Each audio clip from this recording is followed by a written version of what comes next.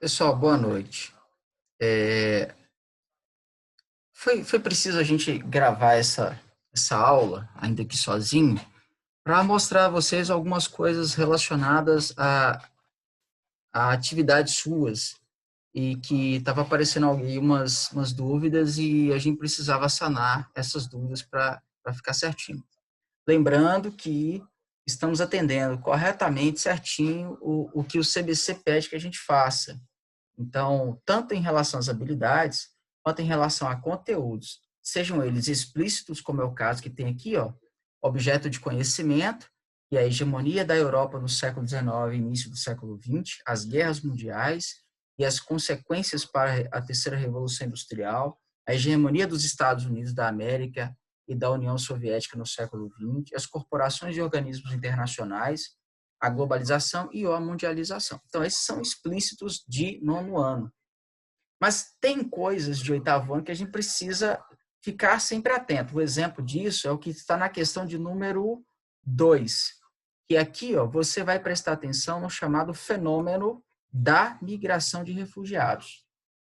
Tá certo? Então, quando a questão pede lá, a questão pediu para você prestar atenção na migração de refugiados. Então, esse aqui ó, é o nome do fenômeno. Então, vamos colocar aqui em fenômeno, migração de refugiados, ok? Então, o que, que você vai fazer? Você vai prestar atenção nesse conteúdo, que é migração de refugiados. Outro conteúdo que não está explícito, mas faz parte, que é, como está falando de globalização, como está falando de formação dos Estados nacionais na Europa, final do século XIX para o século XX. Então, querendo ou não, a gente acaba tendo que tratar de migração de pessoas no mundo como um todo. E como a gente está falando de formação de Estado Nacional e que nem sempre foi tão bem aceito, então, neste caso, gera uma zona de conflito. Por isso que nós decidimos tratar. Um outro assunto implícito que está aí e que aparece para vocês é esse assunto relacionado aos princípios da geografia, que tratamos exaustivamente na segunda aula virtual e que foi também o tema e a explicação geral do segundo texto de vocês quando nós começamos esses estudos remotos. Como é que você preenche essa tabela? Você preenche fazendo o seguinte: você olha lá o princípio, tem lá os princípios: extensão, causalidade, analogia, conexidade, atividade. Tá. E aí tem a pergunta-chave. O que quer dizer? Quer dizer o seguinte, que quando eu respondo a pergunta, eu consigo atender perfeitamente o que é o princípio. Então, quando eu respondo assim, ó, onde acontece a migração de refugiados? Quando eu respondo lá, em áreas de conflito. Esse é um exemplo. Então, eu já respondi, ou seja, o princípio da extensão, que eu preciso olhar toda vez que eu vou analisar um fato ou fenômeno em geografia, eu parto dos chamados princípios. A extensão, localização, onde ele acontece, da causalidade, por que ele acontece. Então, vamos colocar aqui, ó, perseguição religiosa, perseguição, só perseguição resolveria? Quando coloca assim, ó, princípio da analogia, se parece com o quê? Uai, se parece com o quê? Eu posso colocar aqui, ó, migração de venezuelanos. É um exemplo claro da perseguição, ora política ou perseguição religiosa. No caso da Venezuela, é política, tá? Mas a migração de venezuelanos tem uma lógica ou uma aproximação com a migração de refugiados por causa de área de conflito, que também é de área de conflito.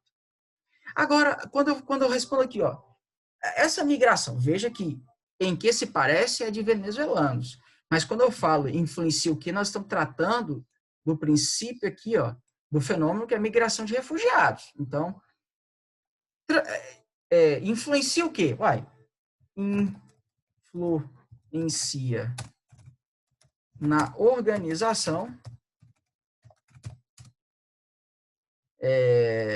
da Europa, porque a Europa não aceita propriamente dita a entrada facilitada desses refugiados. Influencia também na política internacional, porque existe um documento que diz que todo refugiado tem direito de passagem, mas tem país que não gosta de aceitar o refugiado, então eu posso colocar nisso também. Influencia no poder de decisão da ONU, pode ser também esse, né? No poder vou colocar orientações da ONU. E tem gente que questiona, né, essa capacidade da ONU. Agora, essa migração de refugiados, ela muda o quê? Muda o quadro de mão de obra, por exemplo, na Europa. E o outro aqui, como é que funciona? Como é que funciona?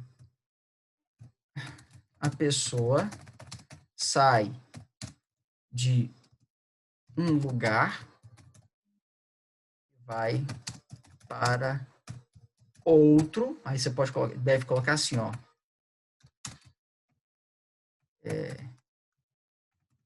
país mais seguro. Pronto. Respondemos a questão 2 tranquilamente, perfeitamente.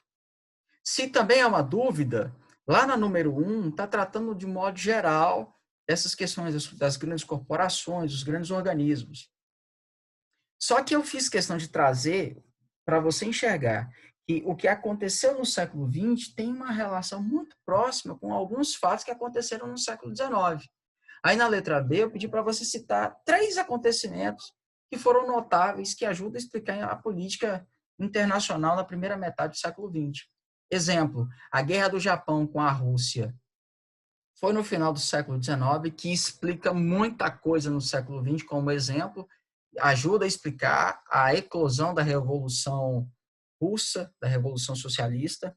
Podemos colocar aqui o próprio surgimento da geografia e a maneira como as escolas de pensamento geográfico foram aparecendo ajudaram também a mexer nessa questão da política internacional no século XX. Nós podemos citar aqui a unificação alemã, a unificação italiana, nós podemos citar aqui o aparecimento do Fordismo, que é uma maneira de produção industrial, a Revolução Industrial, a segunda Revolução Industrial, ajudou também em transformações. Então, desses que eu acabei de citar, você pega 3 e coloca. Citar, sem explicar, sem falar nada mais. E a letra C, aí sim, pede para você explicar, né? Veja que citar, explicar, descrever, preencher são exemplos de habilidades que são esperados para um aluno de 8º e 9º ano. Aqui eu explico como as guerras mundiais ajudaram a produzir fatores para a terceira revolução industrial. Você sabe que a terceira revolução industrial é chamada de revolução tecnocientífica. Então, que fator que poderia colaborar? Desenvolvimento de tecnologia. Esse é um fator que colaborou diretamente. A aliança mais próxima entre centros de pesquisa e as indústrias também é um fator que já vinha acontecendo, inclusive foi utilizado enquanto prerrogativa de guerra e que ajudou na Revolução Industrial, na terceira Revolução Industrial, como também pode-se falar da questão que a gente pode citar aqui, do desenvolvimento de outras tecnologias, como as de comunicações, a de transporte, que é o aumento da capacidade de carga, o aumento da velocidade dos veículos e meios viários. Pode-se falar também de sistemas para guardar alimentos, como a geladeira, né? Sistema de resfriamento. Comidas enlatadas, comidas em conserva, são exemplos disso que foram melhoradas na terceira revolução industrial. Então, são alguns exemplos para te ajudar a fazer essa atividade complementar, que a gente já imaginava que você já tivesse isso tranquilamente estabelecido. Ok? Forte abraço. Sempre que precisar, entre em contato.